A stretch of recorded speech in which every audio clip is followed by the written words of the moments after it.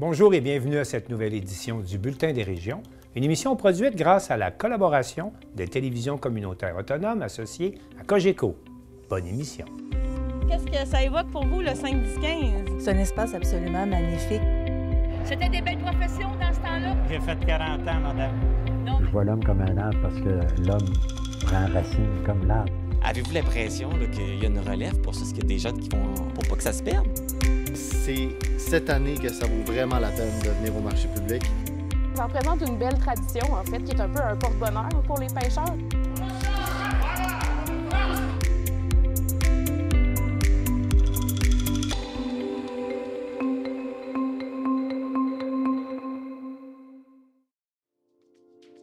Au sommaire pour vous cette semaine, une journée porte ouverte à l'aéroport de Montjoly. À Montmagny, l'exposition Saint-Laurent poursuit son opération de nettoyage des rives du fleuve Saint-Laurent. En Chaudière-Appalaches, David le lunetier offre un service d'optométrie mobile. À Neuville, on forge pour une bonne cause. Le club Les Petits Pas de Grande-Rivière marche pour l'Association du cancer de l'Est du Québec. Dans le Bas-Saint-Laurent, la ressource d'aide aux personnes handicapées sollicite les entrepreneurs. À Baie-Saint-Paul, un jardin de communauté inspiré par l'œuvre des petites franciscaines de Marie au siècle dernier. À Bonaventure, au Bioparc, les loutres s'amusent dans leur nouvel habitat pendant que les fourmis attaquent cultivent des champignons. À Rivière-Baudette, on rencontre le rappeur Pusha Wood. Mais pour commencer, rendons-nous à l'aéroport de Montjoly, où se déroulait le 14 septembre dernier une journée porte ouverte, journée où Marc Després de la télévision de la Métis est allé faire un tour. Eh bien, on se trouve à l'aéroport de Montjoly. On est même sur le tarmac. C'est quand même pas toutes les fins de semaine qu'on peut faire ça ici. Et il y a beaucoup de monde. Quelle est la raison principale? Eh bien, depuis plusieurs années, on souhaitait faire une porte ouverte parce qu'on avait fait des changements au sein de l'aérogare. On voulait faire profiter à la population de l'ensemble des changements qui ont eu lieu, puis aussi faire en sorte que les gens se réapproprient l'aéroport régional parce que ça nous appartient tous collectivement au 4 MRC. Fait que c'est l'occasion aujourd'hui de leur faire connaître à la fois la réalité ou les nouveaux investissements qui ont été faits à l'aéroport, mais aussi les différents métiers puis les différentes opérations qui se font à l'aéroport régional. Et bon, on s'y attendait, mais vraiment, il y a beaucoup de monde. Bien, moi, l'aéroport, ça a un cachet particulier. Je ne sais pas, les gens aiment l'aéroport. J'entends parler un peu partout. Donc, je ne suis pas surpris qu'il y ait autant de gens que ça. Beaucoup d'enfants aussi, je pense, de venir voir un avion qui est directement sur le tarmac, de venir voir les différents véhicules. C'est vrai que ce serait très populaire. Moi, il y a beaucoup de monde, oui, mais je ne suis pas surpris. Je sais que les gens ont un amour profond pour l'aéroport régional. Et du côté de Centraide, donc vous êtes associés, là, c'est une activité qui vous permet de recueillir quelques sous aujourd'hui. Oui, tout à fait. Aujourd'hui, on joint l'utile à l'agréable. On parle d'investissement économique, mais aussi d'investissement social. Et l'aéroport fait partie de cette dynamique-là, en même temps de contribuer à quelque chose de plus grand que eux. Donc oui, aujourd'hui, il y a des activités au profit de Centraide. Et on parlait des enfants, là, quelques instants, mais les grands-enfants aussi sont heureux aujourd'hui d'avoir accès à tout ça. Bien, les petits-enfants ramènent les grands-enfants avec eux, donc oui, tout le monde est heureux. Et à ce moment-là, donc pour vous, c'est aussi une activité pour parler de Centraide?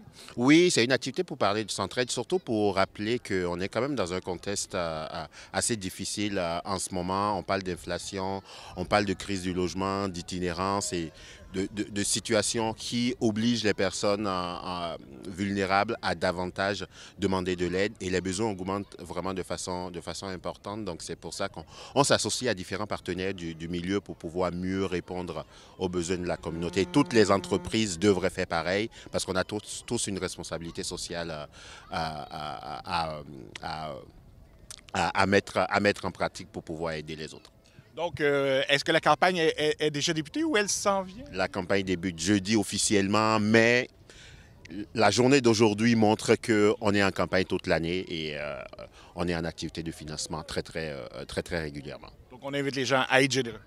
Très, très généreux.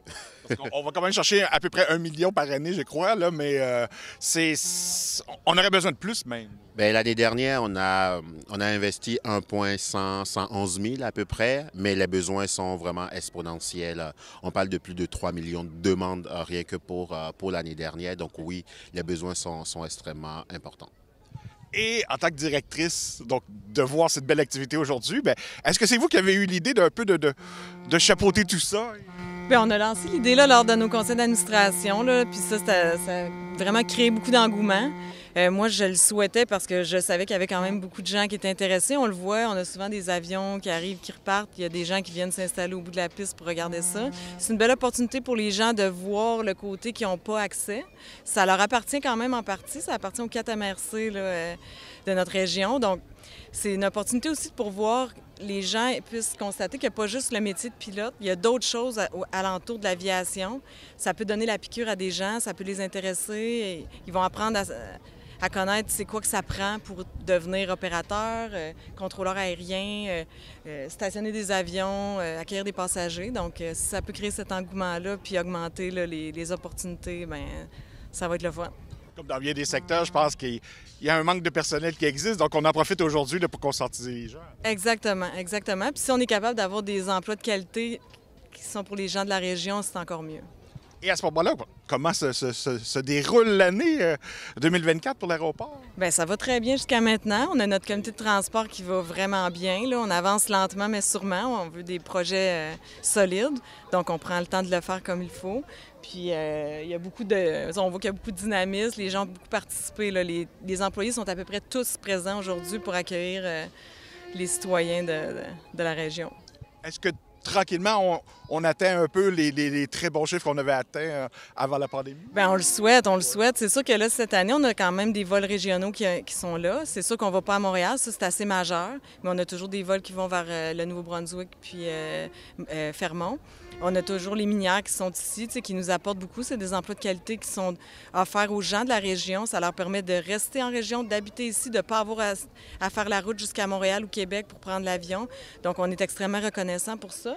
D'ailleurs, la Mine Raglan ont eu la gratitude de venir avec leur 737, de laisser les gens monter à bord. Puis c'était de très, très bons collaborateurs. Là, on est très heureux de leur présence. Parce que ça aussi, c'est pas tous les jours qu'on peut faire ça. Là. Non, effectivement. Non. Surtout ce type d'appareil-là, qu'il y a des passagers également du cargo. Là, donc, ça permet aux petits-enfants aussi de pouvoir aller voir le cockpit puis échanger avec les équipages. Et on l'a abordé un peu, voyage vers Montréal, voyage vers le sud. Donc, est-ce que... oui, oui, ça, je me l'ai beaucoup demandé tantôt. Il y avait un groupe qui m'attendait pour me le demander. On travaille très fort pour qu'ils puissent revenir pour la saison 25-26. Ils doivent aussi se réorganiser de leur côté. Là. Il y a eu quand même des changements là, avec la compagnie qui venait ici précédemment. Là. Donc, on espère qu'ils vont revenir. Puis, bien, le projet pour Montréal... Puis Mont-Joli, ça, c'est toujours en cours là, avec notre comité de travail. Donc, on espère avoir des bonnes nouvelles à annoncer éventuellement. Oui, puis on a beaucoup de collaboration là, du ministère du Transport. Là. On est quand même assez privilégiés. On a des excellentes communications avec eux présentement. Et bien entendu, vous êtes le président de la régie, mais vous êtes en même temps le préfet. Donc, d'avoir une telle infrastructure ici, dans la Métis, ça aussi, c'est important. C'est extrêmement important. Je pense que ça a un impact économique majeur. Pour nous, pour le 4 MRC aux alentours, des fois, on n'est pas conscient de ce que ça peut avoir comme impact. Par exemple, la perte des vols vers Montréal. Plusieurs projets, des fois, d'entreprises qui peuvent tomber à l'eau parce que les gens ne veulent tout simplement pas venir en voiture, voudraient le faire en avion. Donc, Lucar aussi est avec nous dans différents projets parce qu'eux veulent le retour des vols. Les deux cégeps aussi du coin, le CI3S. Donc, on voit que ça a un impact sur la population grand complet, sur les institutions. Mais pour la MRC, c'est sûr que ça nous... disons, c'est quelque chose qui est particulier, qui est singulier, qu'on ait un aéroport de ce type-là. Puis aujourd'hui, je pense que c'est important que les gens, et de la Métis et d'ailleurs, viennent le visiter. Je pense que c'est un franc succès, on le voit bien. Donc, de voir le stationnement plein tantôt, j'étais hyper réjoui, là, puis j'ai hâte de voir les chiffres, mais je suis convaincu que... J'ai l'impression qu'on va devoir répéter ça dans l'avenir parce que visiblement, c'est un franc succès. Donc, on peut parler peut-être d'un événement récurrent. Qui sait? Regarde, je pense que ça peut nous donner le goût là, de répéter l'expérience, assurément, puis voir faire grossir l'événement. Et comme vous l'indiquiez la semaine dernière en entrevue pour inviter les gens ici, donc peut-être même ramener éventuellement un jour un spectacle aérien ou quelque chose du genre. C'est sûr qu'on le souhaiterait, mais ça ne sera pas l'aéroport qui va faire ça tout seul. Je pense qu'à l'époque, il y avait un grand comité bénévole qui contribuait à ça. Oui, il faut avoir une réflexion éventuellement là-dessus. Pour l'instant, je dirais, on a d'autres chats à fouetter. Là. On va s'assurer d'avoir des vols sur Montréal, d'avoir des vols sur le Sud.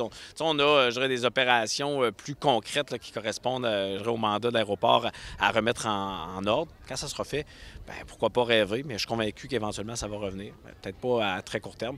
Mais à moyen terme, oui, je pense que oui. Ben, à tous ceux et celles qui ont eu cette belleté et qui y ont travaillé, bon, on les en remercie. Et pour les gens, bon, on invite les gens aussi à être généreux envers Centraide. Oui, tout à fait. On visite l'aéroport, mais aussi on contribue socialement dans notre communauté. Quoi demander de plus? Bien, merci à vous trois. Merci. Bien, merci beaucoup, ça fait plaisir.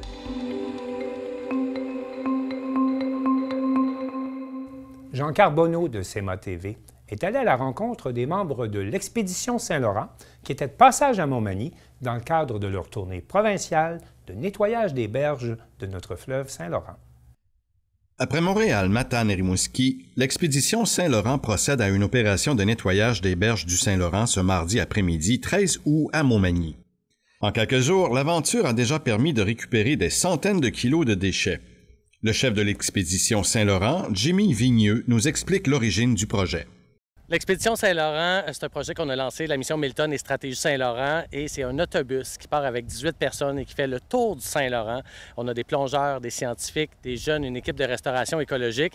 Et l'objectif, c'est de mobiliser des citoyens à venir faire des nettoyages de berges, mais aussi à prendre conscience de la pollution qui se retrouve sur nos berges, afin de réfléchir aussi à notre consommation, notre propre consommation de plastique. 18 personnes forment cette équipe qui est partie le 9 août de Montréal en autobus et qui terminera son périple le 23 août prochain. Ses membres proviennent de tous les milieux, comprenant entre autres des plongeurs pour faire du nettoyage sous-marin et une équipe jeunesse de 4 jeunes dans le but de les sensibiliser et de les inspirer en leur donnant des conseils en matière d'environnement. Tous les déchets amassés seront triés et analysés dans un but de recherche. Montmagny fait partie de l'itinéraire du groupe. Gabrielle Brisebois, conseillère municipale au district numéro 6, nous parle de l'implication de la ville de Montmagny dans le projet local et du lieu de nettoyage. La ville s'est engagée dans le projet Saint-Laurent. Donc, il y a une résolution qui a été passée par le conseil municipal au début de l'été. Le but, c'est vraiment de s'engager significativement à la diminution des déchets dans le Saint-Laurent. On est installé sur le bord de la marina. On part de la descente de bateau, puis on va jusque sur la pointe vis-à-vis le camping. Puis il y a même des plongeurs en ce moment qui sont en train de faire là, sous la marina, sous les bateaux. L'expédition se dirigera après Montmagny, du côté de Québec, les Escoumins, Sorel, Baie-Comeau, Sept-Îles, Havre-Saint-Pierre et terminera à l'île d'Anticosti. Un très beau projet qui s'arrête heureusement à Montmagny. Ici Jean Carbonneau, CEMA TV, Montmagny.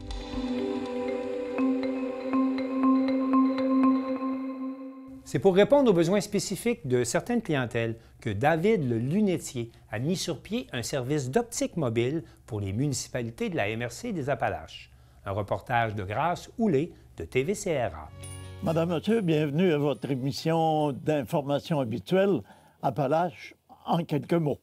Lors du lancement de l'entreprise David le Lunetier, TVCRA était sur place et il vous a concocté le reportage en question.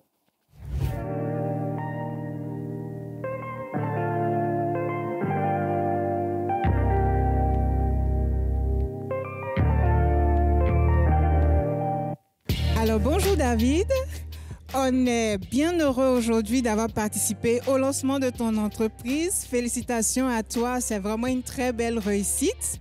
Et la question que moi j'aimerais te poser, c'est de savoir, tu nous as parlé de ton parcours, le retour au cégep et tout.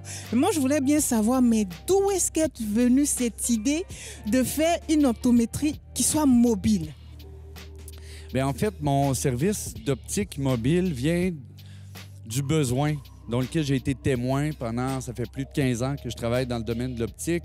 Donc, j'ai ajusté des centenaires, j'ai ajusté des gens avec des handicaps physiques lourds, avec des déficiences intellectuelles lourdes, des gens qui étaient vraiment avec un besoin particulier, mais dans un cadre où j'avais pas les outils, puis j'avais pas l'environnement pour bien les servir.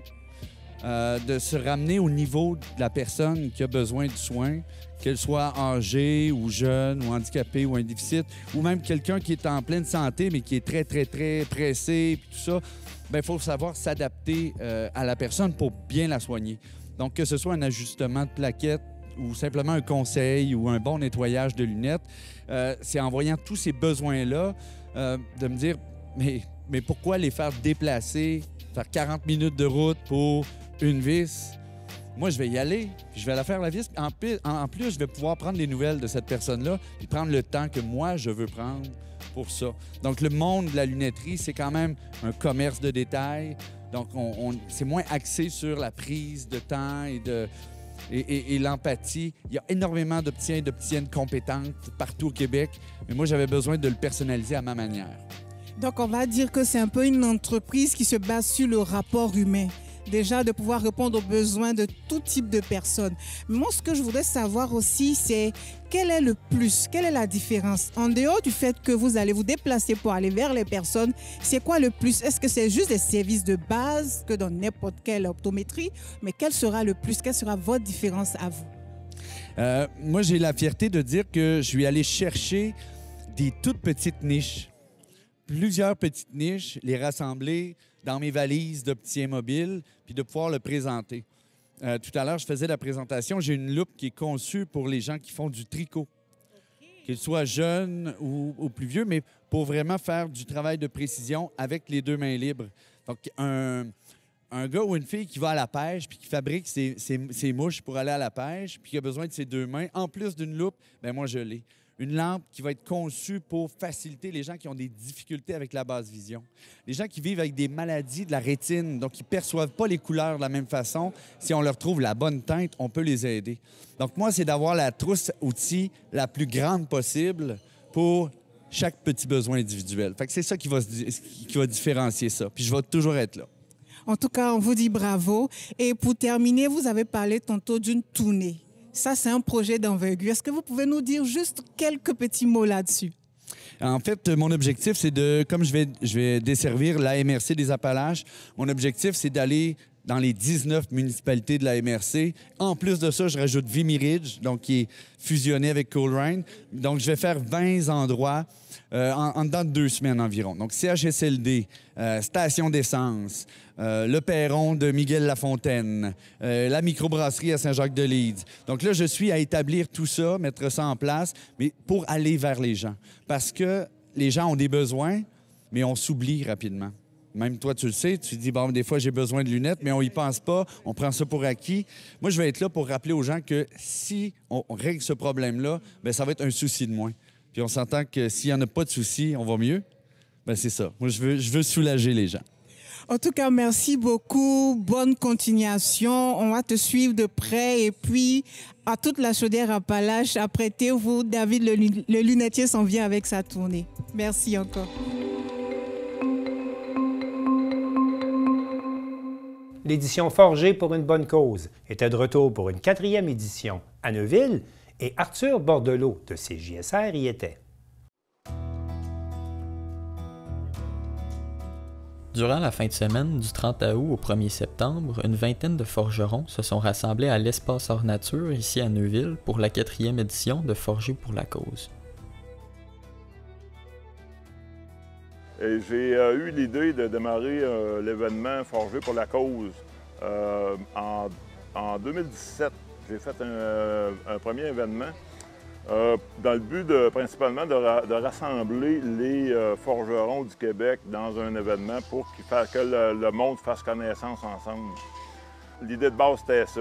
Promouvoir la forge, mais aussi forger pour une cause. Forger pour ramasser de l'argent pour un organisme à but non lucratif, un petit organisme pour ramasser de l'argent pour eux autres, comme une levée de fonds. Fait qu'on a créé un événement intéressant, rassembleur, dans le but de faire connaître la forge au Québec. La forge au Québec, c'était, j'ai entendu un moment donné à la radio par un animateur qui catégorisait la forge parmi les métiers disparus. Fait que moi, je voulais prouver au monde que la forge, c'est pas un métier disparu. C'est un métier en pleine effervescence. C'est un métier marginal, mais c'est un métier qui est là, qui est présent, qui est très, très physique, très manuel, très artistique. Fait que moi, ben, je voulais mettre les forgerons sur la map. Pour cette 4e édition de l'événement, M. Chénard a choisi de supporter l'organisme à but non lucratif Espace Hors Nature. C'est une résidence d'artistes qui accueille des artistes qui ont besoin d'avoir un lieu pour créer. Les gens viennent passer un séjour ici, puis ils viennent créer pendant 1 semaine, 2 semaines, 3 semaines. Puis en échange, ils vont aider à l'entretien du bâtiment. Puis moi, je les ai connus, ça fait 2 ans que je les connais. Et puis je trouvais que leur organisme, la cause qu'ils exploitaient, je trouvais que c'était vraiment intéressant. Puis en plus, ils entretiennent un vieux bâtiment qui date de 1750 quelque. C'est très patrimonial. Je trouvais que le lieu fitait super bien avec la forge. C'est pour ça qu'on a fait ça ici en fin de semaine. J'ai rassemblé pour la fin de semaine environ une vingtaine de forgerons. Et puis qu'on a travaillé pour forger une œuvre collective qui va être assemblée, là, ça va être final cet après-midi. L'œuvre, elle va rester sur place.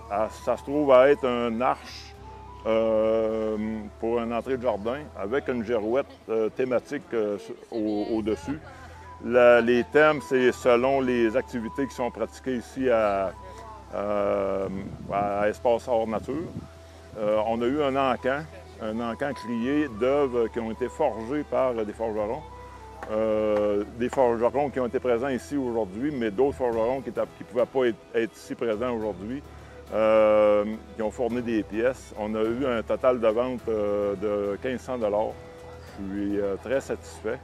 L'an prochain, je vise probablement à refaire l'événement. Ça va être à préciser, là, à déterminer où, pour qui, comment qu'on va le faire. Dans le fond, on fait ça pour des petites causes. Des petites causes pour qui ramasser 2 000, 3 000 $ pour une fin de semaine va faire une grosse différence. Fait que si vous avez une cause en particulier à aider, vous pouvez me contacter.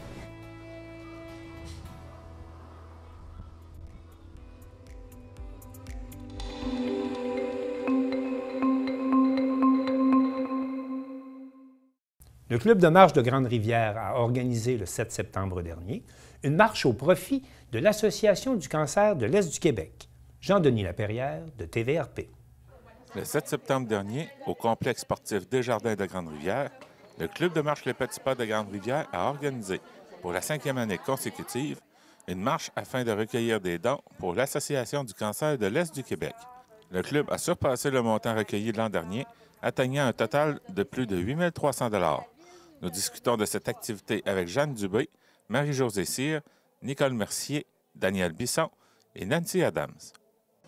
On en est à la 5e année que vous faites la marche pour l'Association du cancer du Québec. Pourquoi avoir choisi cet organisme-là plutôt qu'un autre? On a choisi l'ASIC, l'Association du cancer de l'Est du Québec, parce que dans nos familles, toutes et chacune, on a quelqu'un qui a été touché par le cancer. On a perdu des gens dans nos familles, dans nos amis. Puis, on s'est dit que c'était vraiment un bel organisme là, pour aider les gens qui sont actuellement pris avec ce fléau-là, pour leur permettre là, de se sentir mieux, autant physiquement que psychologiquement, grâce à la SIEC, avec toutes les activités qu'ils font. Et c'est une marche que vous organisez. Pourquoi cette activité-là plutôt qu'une autre? Bien, une marche, c'est ça, c'est comme Daniel disait, c'est Daniel qui ont commencé le club de marche par la marche. Puis la marche, bien, c'est accessible à tous. On n'a pas besoin d'équipement, on n'a pas besoin de rien, c'est rassembleur. Les familles viennent, les jeunes enfants intergénérationnels.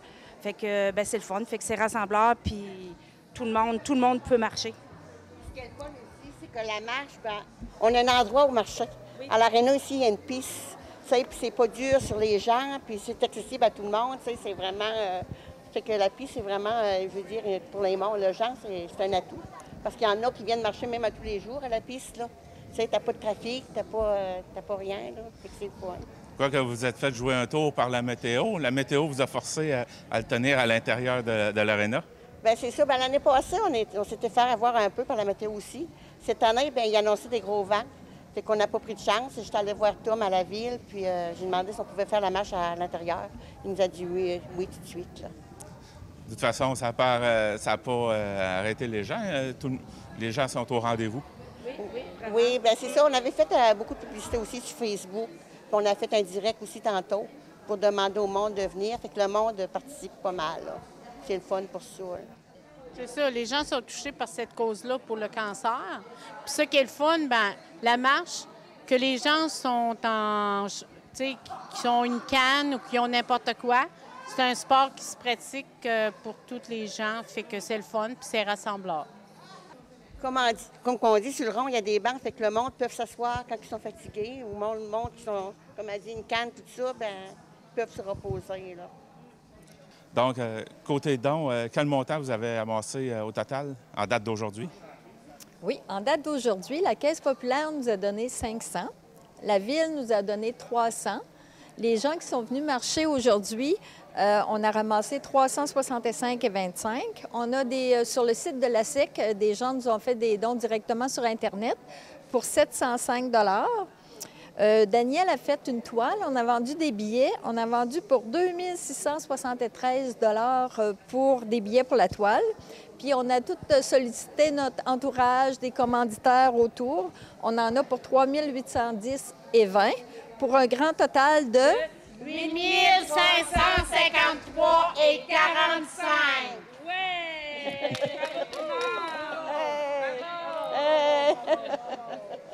Un beau montant à amasser, surtout que, comme vous me l'aviez déjà dit, vous avez dépassé ce que vous avez ramassé l'an passé. Oui, c'est ça, parce qu'on s'était dit cette année que ça aurait été dur de dépasser le montant, parce que l'année passée, on avait ramassé 5 400. Mais c'est sûr que cette année, bien, il y a Nicole qui s'est rajouté à nous autres. Il y a du monde qui travaille dans l'ombre, qui nous ramasse des dons, mais on ne le voit pas nécessairement, là.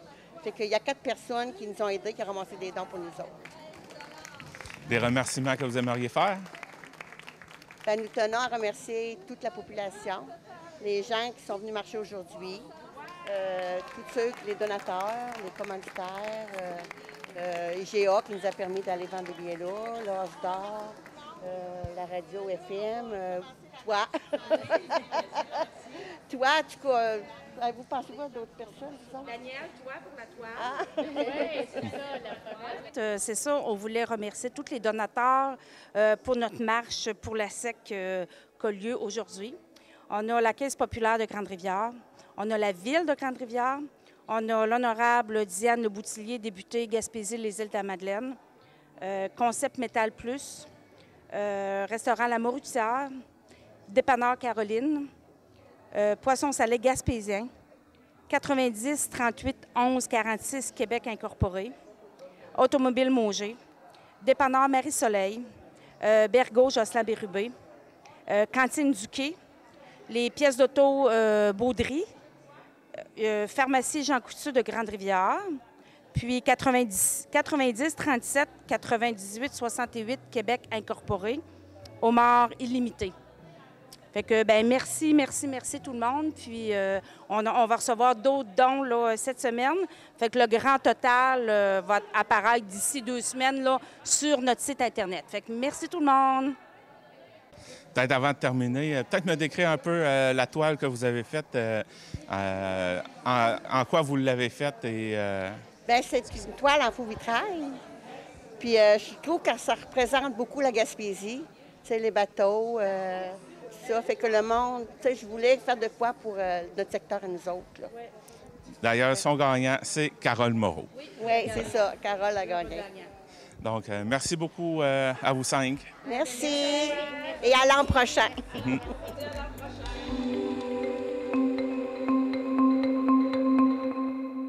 Tout au long du mois d'octobre, le service d'aide aux personnes handicapées sollicitera le soutien des entrepreneurs du Bas-Saint-Laurent. On écoute Marc Baudouin de la TVC Matapédia. Comme chaque année, la ressource d'aide aux personnes handicapées sollicite votre aide pour poursuivre sa mission. Et pour nous entretenir sur ce qui s'en vient, je reçois Thérèse Sirois, qui est la directrice générale, et Carole Pitt, qui est la présidente de l'organisme. Bonjour à vous deux. Bonjour. Toujours un plaisir de vous recevoir. C'est toujours un plaisir de parler de la cause des personnes qui ont des handicaps, soit physiques ou intellectuels, qui est vraiment important qu'on ne les oublie pas et qu'on Oui. pense à eux. Exactement. Et puis, c'est pour ça qu'on vous reçoit aujourd'hui, parce que je pense qu'il y a encore des belles choses qui s'en viennent, justement, pour ramasser de l'argent. Oui. On peut peut-être commencer avec la campagne d'automne. On arrive à l'automne, donc, hein, c'est... On est dedans. On est en plein dedans. C'est ça, cette campagne-là va partir là, prochainement, début octobre, plutôt, je devrais dire. Le 6 octobre jusqu'au début novembre, c'est durant 4 semaines. Cette année, ce sera vraiment plus les entreprises qui seront sollicitées. Avant, on la faisait plus large au public, mais on va comme garder le plus large public pour le Téléradioton qui est en janvier. Là, on cible vraiment au niveau des entrepreneurs, des entreprises, des clubs sociaux, des gens qui nous soutiennent. Puis c'est suite à une recommandation de leur part aussi par rapport à leur budget et tout ça. Là. Fait que la campagne d'automne va vraiment s'adresser là, aux entreprises avec un jeune homme là, qui va être notre tête d'affiche pour l'occasion, le Sean, un jeune homme de 8 ans. OK. Ça va être le porte-parole? Oui, ça va être notre porte-parole. C'est une personne qui a un handicap? Oui, c'est une personne, un jeune homme qui vit avec des limitations, puis qui va devenir notre super-héros de campagne.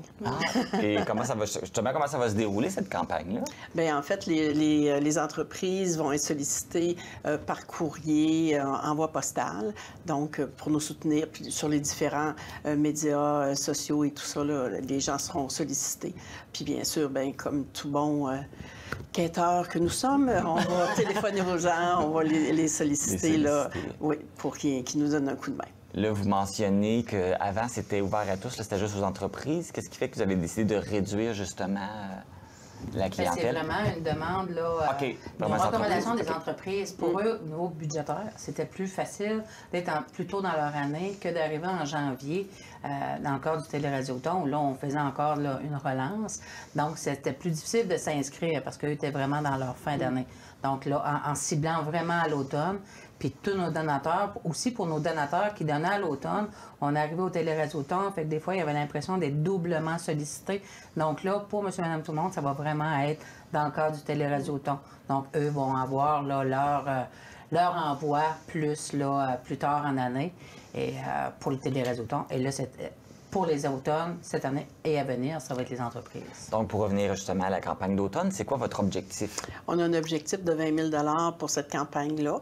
Comme je le disais, on l'expliquait un peu, là, c'est une ancienne campagne, mais avec du nouveau à travers. Fait que notre objectif est de 20 000 Et là, on en a déjà parlé du Téléradioton, ça c'est plus connu parce que nous, dans les télévisions communautaires, on le diffuse, le spectacle.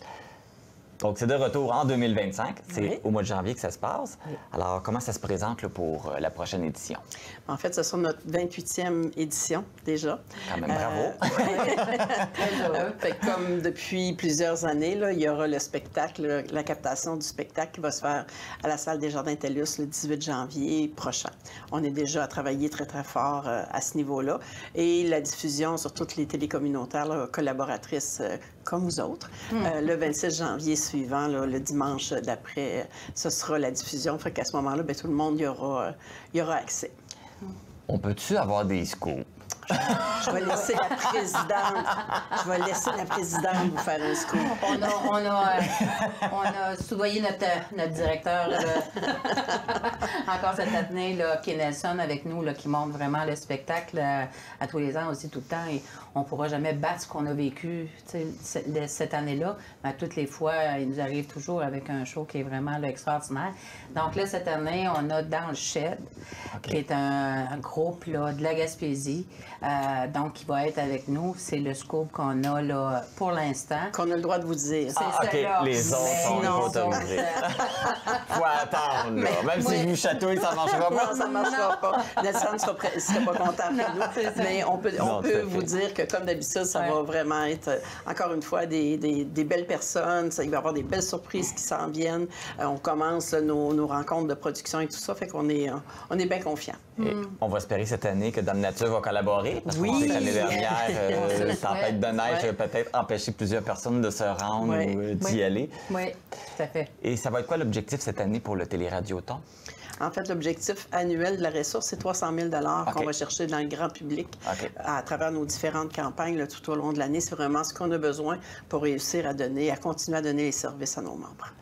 Et puis là, on parle de tout l'argent que vous ramassez, mais comment elle est utilisée? Parce que, oui, la ressource est connue, mais des fois, ça peut être les gens peut-être savent moins comment est utilisé justement l'argent et comment vous procédez justement pour aider les personnes handicapées. Oui. Bien, il y a une partie là, quand même importante là, de ce qu'on amasse. Puis c'est bien de le préciser aussi. L'argent qu'on amasse dans le cadre de nos campagnes de financement sert vraiment à être capable de répondre aux besoins de nos membres. Et ça, à travers nos différents là, programmes. On a entre autres au niveau de l'achat d'équipements spécialisés. Donc, nous, on arrive vraiment en bout de piste quand les programmes qui sont déjà existants ne suffisent pas, soit pour l'achat ou l'adaptation d'un domicile pour une personne. Bien, nous, on vient, avec les moyens qu'on a, d'être capable de pallier puis de pouvoir aider. Donc, ce volet-là est quand même là, important. On a aussi le répit du dépannage. Pour le Bas-Saint-Laurent, ce qui est en place, c'est le répit Baluchon qu'on a mis en place là, au cours des 3 dernières années, qu'on souhaite là, agrandir, pas agrandir, mais mettre en place, étendre sur l'ensemble de notre territoire. Donc ça, c'est un projet qui est là et c'est quelque chose qui répond à un besoin. Là. Vous avez quand même un grand territoire. Il faut préciser que vous avez le Bas-Saint-Laurent, la Gaspésie, les îles de la Madeleine. Tout à fait. C'est très grand. Oui, oui, mais vous avez aidé beaucoup de monde parce que combien de gens que vous pouvez aider dans une année? Bien, dans une année, là, je vous dirais que c'est très souvent là, au-delà. Puis si on parle de tous les services qu'on offre, parce que là, Carole en a nommé quelques-uns, mais il y a quand même beaucoup de services qui se rattachent à notre organisme, ne serait-ce que pour de l'information à donner aux gens, de la défense de droits et tout ça. Fait que donc, c'est très large. Bon an, mal an, là, je vous dirais que c'est comme aux alentours de entre 1000, il y a des années, même jusqu'à 3000 demandes d'aide qu'on a reçues durant l'année pour que les gens avaient des besoins différents là, les uns des autres, c'est bien sûr. C'est un bel argument pour convaincre les gens de donner. Bien, merci. Quand c'est le monde que vous aidez, je pense que ça vaut la peine de le préciser. Thérèse Sirois, Carole Pitt, merci beaucoup. Merci de venir nous voir. C'est un plaisir de nous recevoir à chaque fois. C'est toujours le fun. Et puis, on vous souhaite bon succès avec votre campagne d'automne et le Téléradioton. Merci. Si vous voulez avoir plus d'informations sur les activités de la ressource d'aide aux personnes handicapées ou pour faire un don, vous pouvez consulter le site Internet laressource.tv et la page Facebook La Ressource.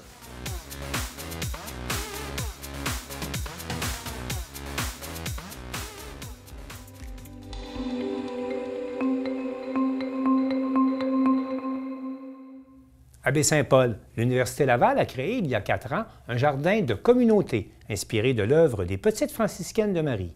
Mathieu Larivière de TVCO nous présente le chemin parcouru et les développements à venir de ce jardin particulier.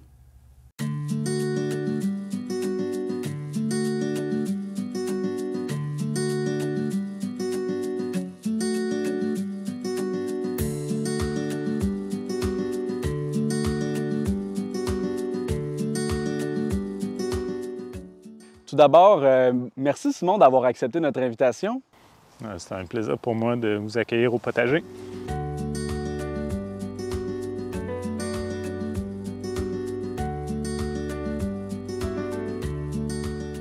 Explique-nous en quoi consiste le projet ici. Bien, le potager, dans le fond, c'est un jardin d'utilité sociale. C'est un projet au départ qui a été développé par l'Université Laval qui voulait développer un laboratoire vivant sur l'héritage social des Petites franciscaines de Marie. Puis ils avaient eu comme idée de créer un jardin qui serait un peu l'actualisation de ce que les Petites franciscaines faisaient à l'époque en termes de réinsertion sociale puis de valorisation personnelle des personnes qui avaient, par exemple, des déficiences avec le travail au champ puis le travail de la terre. Donc, de nos jours, l'héritage un petit peu de ces pratiques-là, ça se traduit comment au 21e siècle? Bien, il y a des enjeux de sécurité alimentaire, il y a des enjeux d'éducation à l'environnement, de santé, de mixité sociale. Et toutes ces questions-là ont été un petit peu la base de la réflexion pour créer ce jardin-là. Donc, c'est ça, c'est un jardin de communauté, comme j'aime le dire, là, qui sert à différents projets au sein de la communauté qui sont en lien avec la sécurité alimentaire, avec des activités, par exemple, d'accompagnement thérapeutique, de professionnels du CIUS qui viennent avec des patients, que ce soit en ergothérapie ou en santé mentale. Il y a des projets éducatifs avec des enfants, il y a des projets interculturels, de jardinage solidaire.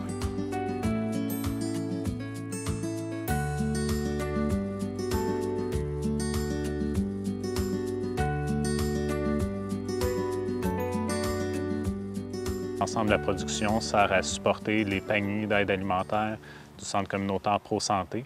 Donc, c'est ça, toute cette dynamique-là fait en sorte que le jardin est très dynamique et vivant.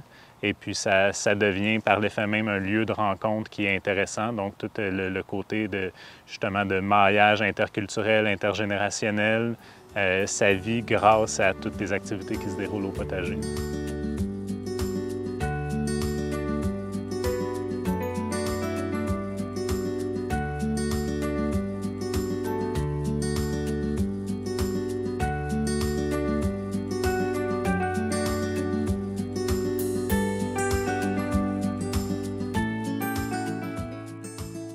C'est quoi l'entente que vous avez déjà avec le potager derrière Maison-Mère? Bien, dans le fond, le potager, c'est vraiment eux qui l'ont offert là, quand ils se sont partis la première année. T'sais, ils ont dit, toutes nos récoltes, ce qu'on aimerait, c'est vous les redonner.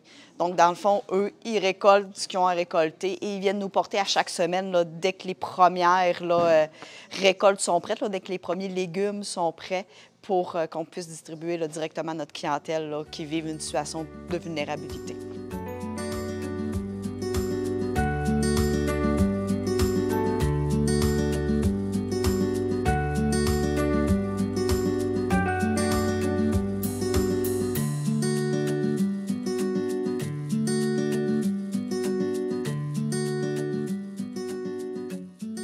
Année après année, il y a des morceaux qui se sont rajoutés.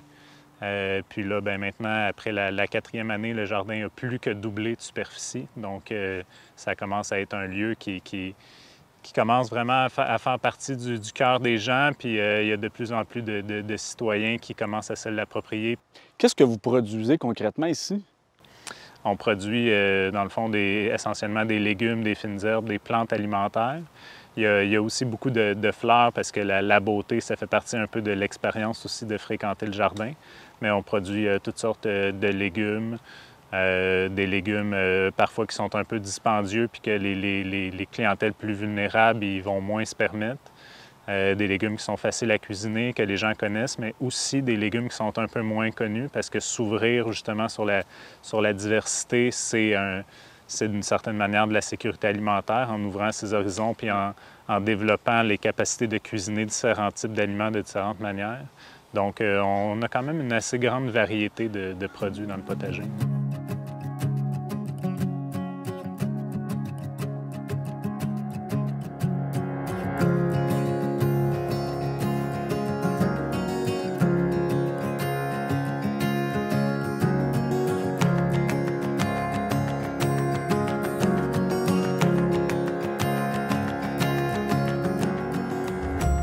Donc, le potager, quand il vient vous livrer, c'est majoritairement des légumes et des fruits qui sont frais.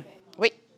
Oui, c'est ça qui est le fun parce que, tu sais, là, on fait la distribution actuellement puis ils viennent de venir nous les porter, donc ils sont vraiment frais. Puis c'est le fun parce qu'il y a une très grande diversité selon la saison aussi. Là, on le sait qu'en juillet, c'est pas les mêmes légumes qui vont être prêts qu'à ce temps-ci en septembre. Là.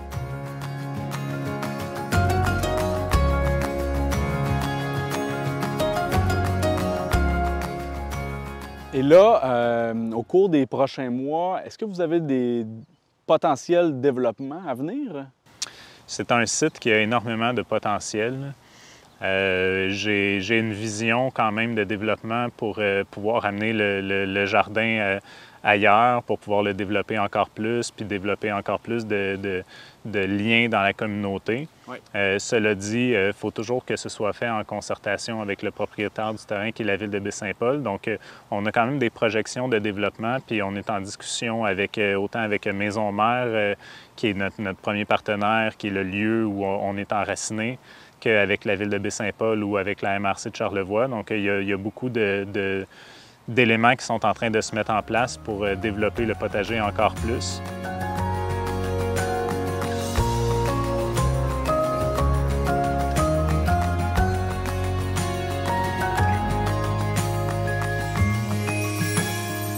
Est-ce que vous êtes en train de vous enregistrer comme organisme officiel? On n'est pas en train de s'enregistrer comme organisme officiel. C'est une discussion qu'on a depuis plusieurs années, à savoir le potager comme projet pilote développé par l'Université Laval quel sera son avenir, quelle sera la forme juridique qui va permettre à ce projet-là de pouvoir continuer à exister.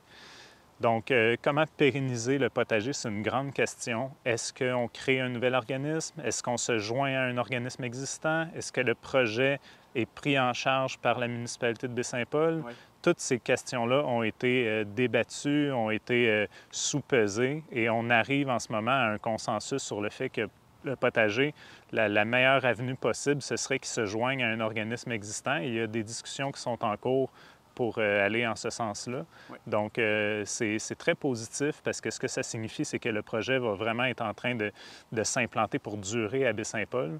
Donc, dépendamment de comment est-ce que tout ça va s'articuler avec les partenaires, en concertation, avec une vision qui est partagée par l'ensemble des partenaires, je pense qu'il y a quand même un très bel avenir pour ce jardin-là, puis vous allez le voir refleurir et s'agrandir année après année si la volonté de voir ce lieu-là se développer ainsi est là.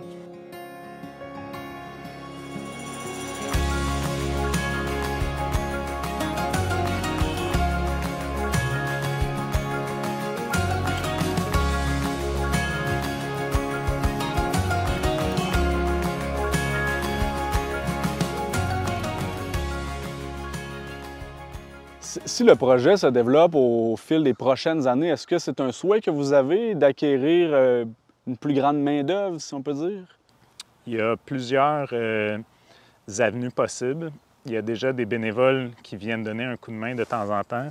Il y a des personnes âgées, il y a des nouveaux arrivants qui auraient envie, même des citoyens de Baie-Saint-Paul qui auraient envie peut-être de participer puis de mettre la main à la terre pour construire le projet. Donc, on a quand même dans la vision des choses de pouvoir démocratiser l'accès au potager. C'est sûr qu'à un moment donné, pour ce qui est du travail d'entretenir un grand espace comme ici, c'est sûr qu'il va y avoir un moment donné où il faudra avoir plus de personnes qui travaillent au sein du projet. Mais il y a des discussions intéressantes pour peut-être justement faire de la formation de main-d'œuvre avec les activités du potager. Donc, c'est un enjeu. Hein? La main-d'œuvre agricole, ça frappe de plein fouet plusieurs producteurs. Donc, si nous, on est capable de monter des projets de nature sociale, de réinsertion au marché du travail par le maraîchage ou l'agriculture, puis qu'on est une base de travail pour éduquer ces gens-là, pour développer des nouveaux talents, bien, c'est peut-être une avenue intéressante qui serait envisagée. Donc, les pistes d'utilisation possibles du potager comme plateforme sont vraiment multiples. Super. Bien, en tout cas, on vous souhaite un bon succès, puis je vous remercie d'avoir accepté notre invitation aujourd'hui. Bien, merci d'être passé, puis vous reviendrez.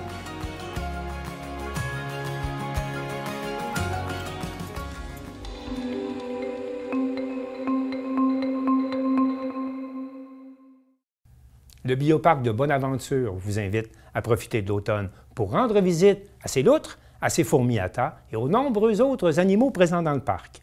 Un reportage de Valérie Pinault de Télévague. Bonjour Stéphanie. Bonjour. Les visiteurs du bioparc peuvent de nouveau observer les loutres. Oui, donc ce printemps, on a reçu un couple de loutres, Andy et Regan, qui ont été quelque temps au service animalier, le temps de s'habituer, le temps de voir comment qu'elle allait. Puis depuis le début de l'été, les gens peuvent les voir ici dans l'habitat. C'est certain qu'elles sont encore en mode adaptation, donc c'est pas systématique qu'on va les voir si on vient les voir dans l'habitat, mais en étant patient, à l'occasion, elles sortent, elles viennent nous voir. Puis là, avec les températures un peu plus fraîches de l'automne, avec les entraînements qu'on a eus cet été, bien, elles sont un peu plus habituées et c'est l'automne qu'on a le plus de chances de les voir.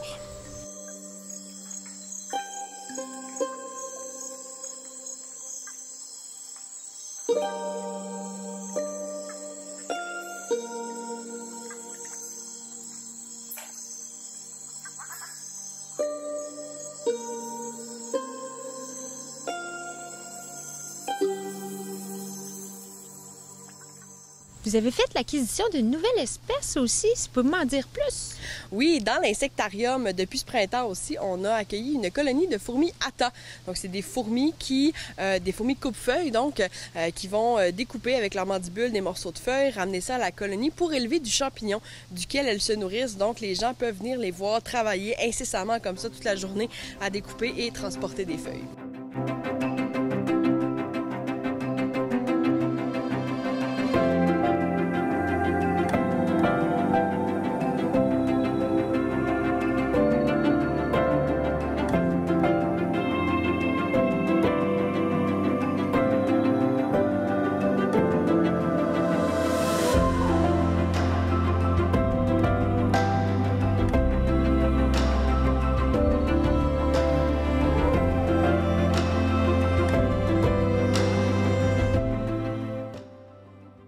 Si on parlait un peu de vos activités de fin de saison au Bioparc?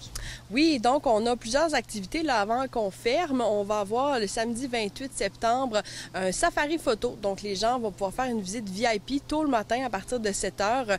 Donc un beau 2 heures avant qu'on ouvre, profiter du beau soleil, de la tranquillité surtout du matin pour pouvoir prendre des clichés de nos animaux. Et l'activité se termine avec un petit déjeuner à notre abri des loups. Donc avec des grandes fenêtres qui donnent directement dans l'abri des loups. On a vraiment une vue magnifique sur leur habitat. Ensuite, on va avoir notre dernier dimanche gratuit de l'été qui va être le 6 octobre et on va avoir une journée thématique le 12, donc le samedi, juste avant qu'on ferme, une activité sur le garde-manger forestier. Donc, on va avoir les agents de protection de la faune qui vont être ici, ainsi que l'association forestière, puis on va parler de tout ce qui se mange dans la forêt, donc aussi bien le gibier que tous les petits fruits, les plantes et tout ça. Et on finit notre saison le 14 octobre, donc dernière journée pour l'Action de grâce. On ferme cette journée-là pour la saison. Mais ça ne veut pas dire qu'il ne se passera rien au Bioparc par la suite. Bien, c'est ça, les employés, ils continuent à travailler, je pense, hein? Effectivement, donc on est là près d'une quinzaine qui gardent leur poste pour toute l'année. Durant l'hiver, bien sûr, il y a ceux qui s'occupent des animaux qui doivent continuer à travailler tous les jours. Et au niveau de l'éducation, on va préparer déjà la prochaine saison, mais on a aussi l'occasion d'accueillir des groupes ici quand même si on est fermé grand public. On se déplace aussi dans les écoles pour animer des activités de toutes sortes, autant en primaire, au secondaire, même dans d'autres groupes, là, des bibliothèques, des choses comme ça. Donc, on est vraiment là, bien actif tout au long de la saison. Bien, justement, parlez-moi donc un peu du programme La culture à l'école. Ça, c'est un programme, en fait, qui permet aux écoles d'avoir des subventions pour nous accueillir. Ça leur permet d'aller chercher des sous pour faciliter notre déplacement ou encore leur déplacement vers ici, le Bioparc. Donc, les écoles peuvent faire des demandes directement au programme. Puis nous, comme on en fait partie, ça facilite comme ça là, les activités pour les écoles. Mais pendant la saison d'automne et d'hiver, est-ce qu'on peut quand même organiser des fêtes pour les enfants? Oui, effectivement. Donc, les fêtes d'enfants qu'on organise aussi durant l'été sont possibles toute l'année. C'est sûr que les dates et le fonctionnement est un peu différent justement parce qu'on est fermé grand public. Mais c'est possible effectivement de venir fêter votre enfant ici au Bioparc. Donc, animation, tour du site, gâteau et espace aussi que les parents n'ont pas besoin de gérer. Donc, une belle activité à faire au Bioparc. Je vous remercie beaucoup, Stéphanie, et une bonne fin de saison. Merci beaucoup.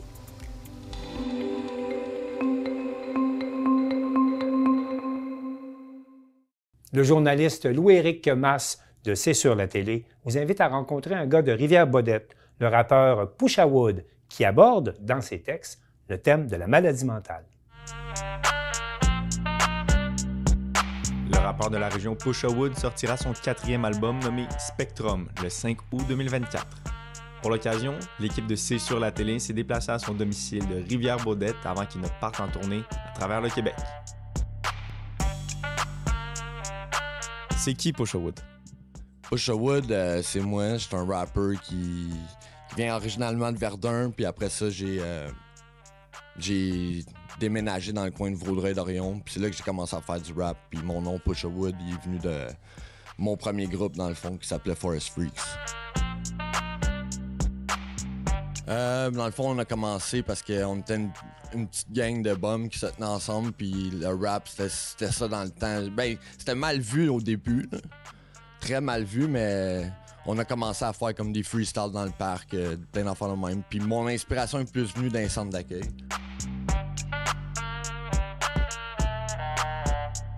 Moi, je fais du rap qui est quand même agressif. Puis qui parle beaucoup aussi, comme le dernier CD, il parle beaucoup de la maladie mentale, parce que je souffre de schizophrénie. Fait que j'en parle beaucoup dans les derniers projets. Fait que mon style, c'est vraiment hardcore là, quand même.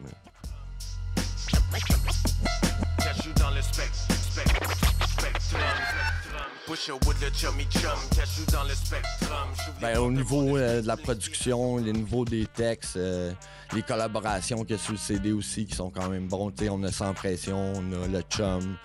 C'est un gros CD, là. Ouais. Avec un gros clip aussi qui va sortir en même temps. Fait que, d'après moi, ça va être mon moment le mieux.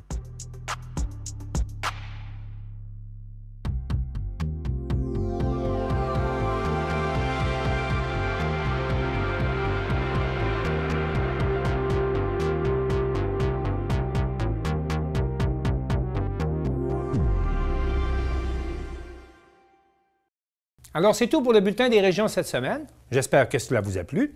Je remercie toutes les télévisions communautaires participantes et je vous dis à bientôt.